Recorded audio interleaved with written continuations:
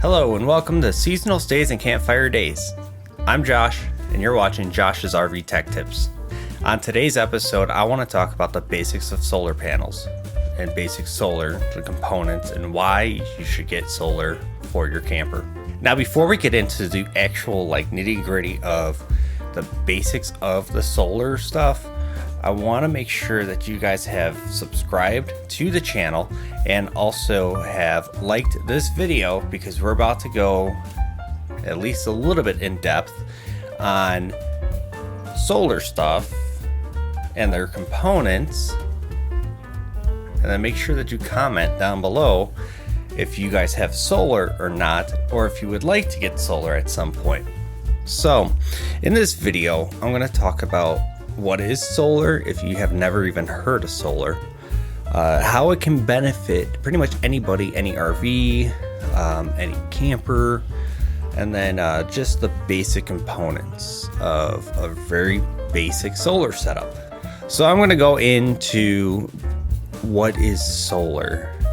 Now, solar, what that is supposed to be doing is a solar panel goes and takes the energy coming from the sun, all the photons and everything, it hits the panel, and the panel converts that over to electricity, specifically DC power.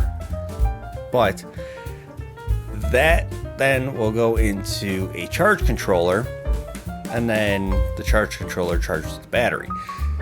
So that's basically what solar is, and how that can benefit anybody that has an RV or a travel trailer is, well, one, it charges your 12-volt batteries, and it can extend your off-grid or boondocking experience, because now you don't have to plug in your RV as much. Like, basic stuff would be like your 12-volt lighting, or if you got a 12-volt fridge, you can run that. And then it also helps with battery maintenance, which this one is still the original battery for our camper.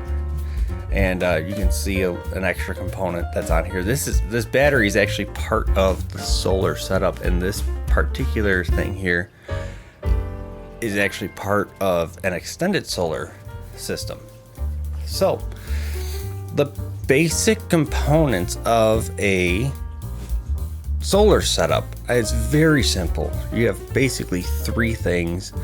Although I was watching the NRVTA the other day, and Todd from his tech tips had brought up like a fourth one that I would say, and so I'll save that one for the last part of this. But your basic three things that you need is, you need a solar panel, and it seems pretty obvious, but you need a solar panel in order to catch the rays coming from the sun to convert that over to electricity.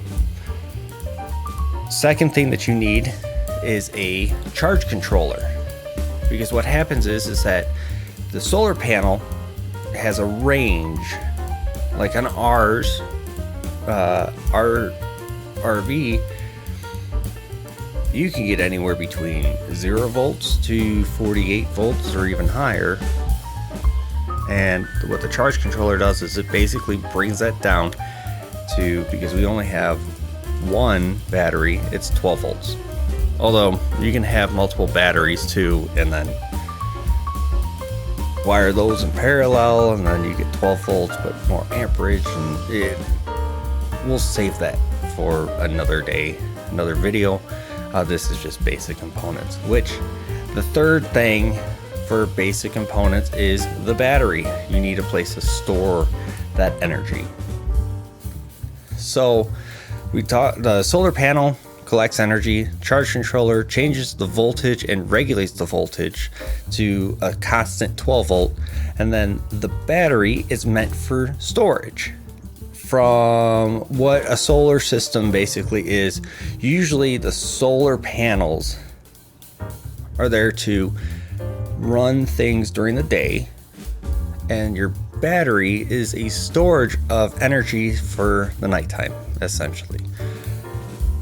So those are the basic components of a solar setup.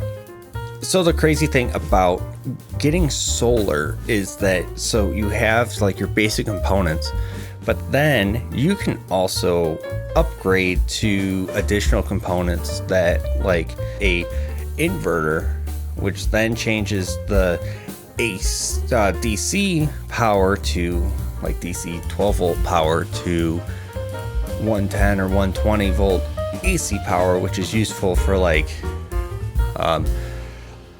charging your laptops and computers and running pretty much any household appliance runs off that. AC power, 120, 110 volt AC power is essentially your shore power. When you plug in at a campsite or a campground, you are plugging into that AC 110, 120 volt. So that inverter would essentially make it so that you don't really have to plug in, as long as you have enough battery power. Now, again, batteries are a storage device. So the bigger the battery is, the more storage of electricity that you have. So that's one optional upgrade that you can do. Another thing is you can put on a whole bunch of system monitors. So like with this thing right here, this blue thing that's sitting on top of this battery, this is a battery monitor. So this will actually talk with our charge controller via Bluetooth, and this will tell it the temperature of the battery so that it optimizes how much and how fast it will charge this battery. It will also tell it a very specific voltage that this is at. But there's other ways that the system can monitor itself, which you can use a smart shunt from Victron. Now I only have Victron stuff, so I'm staying within that ecosystem. But the Victron smart shunt, that will tell you how many amps are coming in and out of the battery. There's also system monitors that will monitor pretty much the entire system, like AC power coming in, AC power coming out, whether your inverter's on and off. If you have an inverter, it monitors your smart shunt, which again monitors the amperage coming in and out of the battery. And then it monitors the battery monitor, this thing. And then it monitors your charge controller. So you basically have everything all in one thing. And Victron does a pretty good job of it. We've had some pretty good success with our system. So this basically brings us to the end of the video. We went over the components and pretty much what solar is. So hopefully that answers some questions. If you do have a question, go ahead and make sure that you comment that down below. Or if you already have a solar setup, comment that down below, because I would like to know kind of what you guys have, and that'd be kind of neat to kind of talk about. So thanks for watching, and we'll see you in the next one.